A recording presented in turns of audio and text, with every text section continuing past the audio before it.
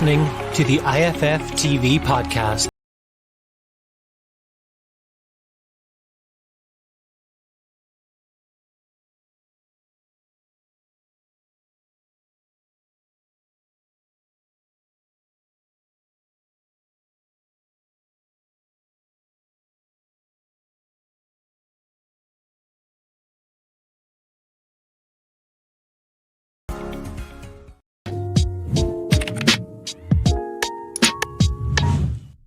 Hello, Marcadores Football Fan TV. This is the starting 11 show for Republic of Ireland versus Serbia tomorrow night in the Aviva Stadium. Fans back.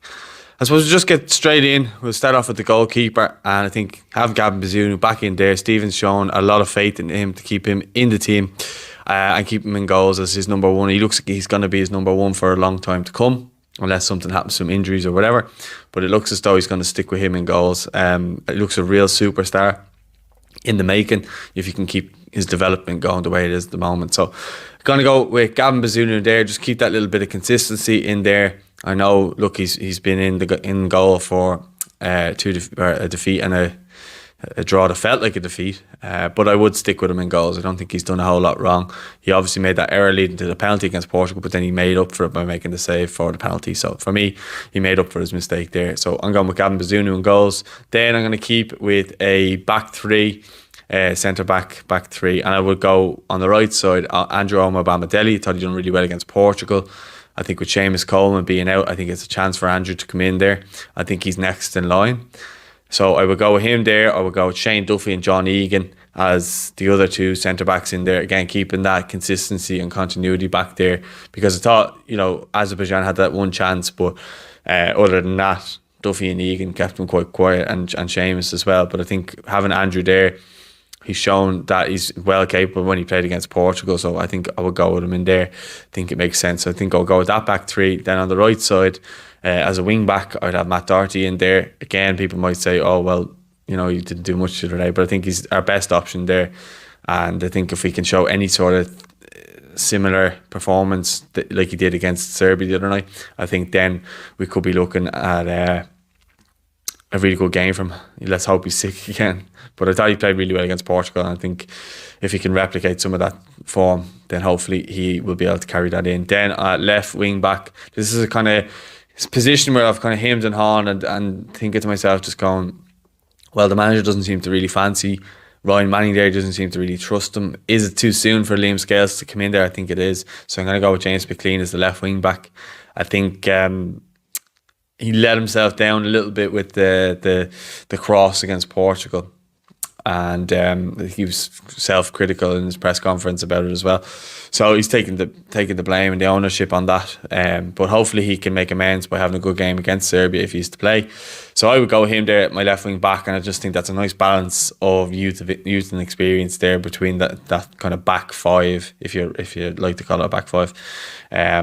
With the wing backs and the back three, and then obviously in goals you got Gavin as well. In midfield, I would stick with Josh Cullen as that number 6. I think he's had a decent spell in the team. I think Stephen's really started to trust him now, and I think he's his favourite player in that position to get the ball, drop in and try and make things happen from deep. So I go with Josh in there. Then in midfield again, it was him and Han. I'd actually go with Jeff Hendrick.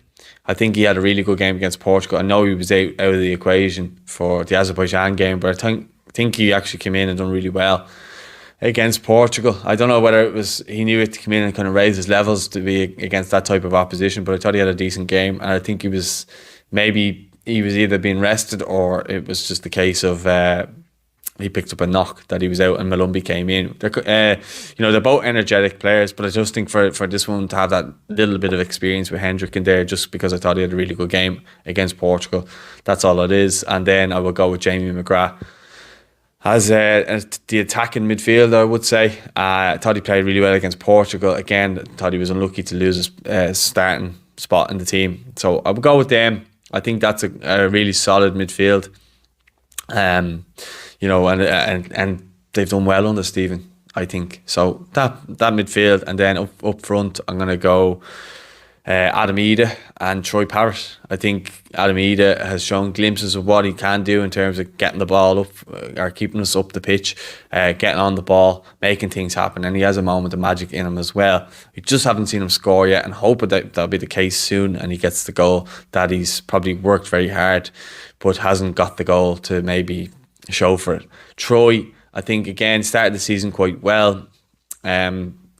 Looked frustrated the other night, but I think with the options, then you have the likes of Callum Robinson off the bench, and you have the likes of Aaron Connolly, and you have the likes of James Collins. So you have those options off the bench, which I think is good. So it gives you a kind of outlet then, because if the lads aren't firing on all cylinders, you have options then to maybe come off the bench and try and make a difference, like the way Collins did over in Serbia when he helped get Shane Long on the score sheet that night. So I think we get Troy really into the game in that centre forward position. I think he was a bit hanging back the other night in terms of his position, because Adam Ida was the main centre forward. But I think if you had the two of them up top together, I think they'd link up really well, and they have a good partnership and understanding anyway. So that's my starting 11. Let me know yours in the comments. Don't forget to like the video. Check out my match preview with Gary Spain. And don't forget to subscribe, and don't forget to like the video. I'll speak to you all soon. Thanks for watching.